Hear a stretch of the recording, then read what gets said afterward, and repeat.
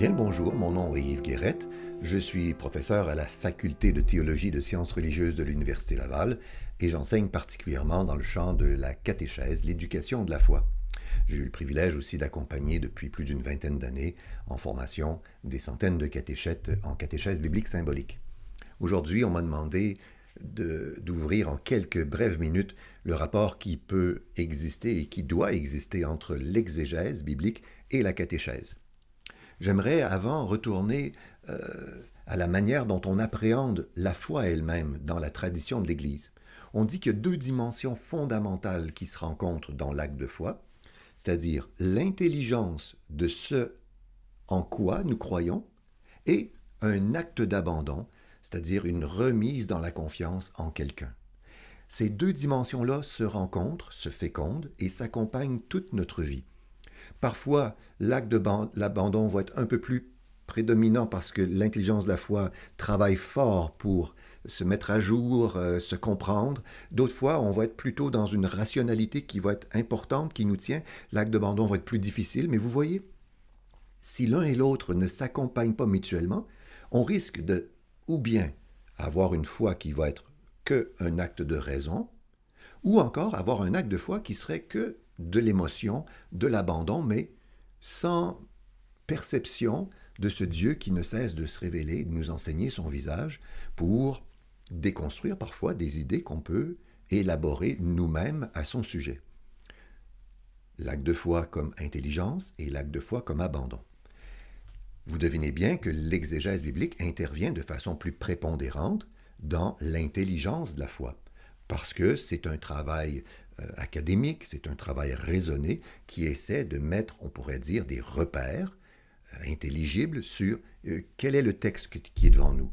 Comment est-il écrit? D'où vient-il? Comment on peut l'ouvrir à partir de d'autres manières d'ouvrir des textes avec de la narratologie, de la sémiotique, parce qu'il y a d'innombrables méthodes aujourd'hui d'exégèse qui permettent de donner une intelligence au texte. Alors ça, c'est un service extraordinaire. Mais si on arrêtait là, on pourrait alors avoir la prétention qu'on maîtrise le texte, parce qu'on l'a bien compris, on l'a bien analysé. Vous voyez, c'est un acte d'intelligence et on pourrait dire la mainmise. On a saisi le sens avec les outils qu'on a mis à profit, les outils exégétiques. On a saisi le contexte, on a saisi finalement le message du texte.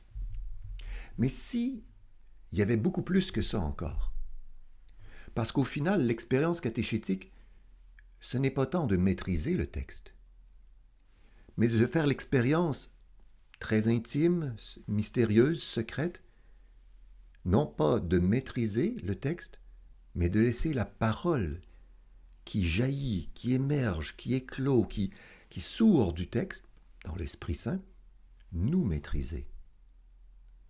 En fait, le but ou la finalité de la catéchèse, ce n'est pas tant de mettre la main sur le texte, pour en avoir une intelligence qui fait qu'on peut le réduire à quelques idées simples. On dit, OK, j'ai compris, voici. Mais ce n'est pas tant de mettre la main sur le texte, mais de laisser la parole nous mettre la main dessus pour nous accompagner ou encore nous tendre sa main pour mystérieusement nous faire passer de la mort à la vie, nous faire entrer dans l'expérience du salut. Le travail, la catéchèse, ce n'est pas de saisir le texte à l'extérieur de nous, mais plutôt de faire l'expérience que ce texte-là, tout à coup, mystérieusement prend vie, s'éveille, germe, que la parole s'enfante à l'intérieur de nous, que le Verbe prend chair en nous, comme il a pris chair en Marie, mais ici évidemment de façon spirituelle dans la catéchèse, et que le Christ, parole, Verbe incarné, dans l'Esprit, parle, s'adresse à notre ici et à notre maintenant, dans une parole qu'on avait besoin d'entendre pour vivre aujourd'hui. Une parole qui abreuve nos déserts, une parole qui nous remet debout. L'exégèse nous aide à comprendre le texte, mais elle atteint, on pourrait dire, son point limite dans le basculement où, avec toute la connaissance, un moment, c'est l'esprit qui reprend le pôle Et c'est l'Esprit qui féconde notre propre parole, l'habite, la transforme, la guérit, comme l'a dit souvent Claude Lagarde, et nous permet de laisser la parole parler à l'intérieur de nous et même s'exprimer à travers tout notre être. Exégèse et catéchèse, deux modalités extraordinaires pour s'approcher des Écritures, mais dans le cas de la deuxième, c'est son objectif, nous mettre en intimité avec le Christ ressuscité. Bonne continuation dans vos travaux.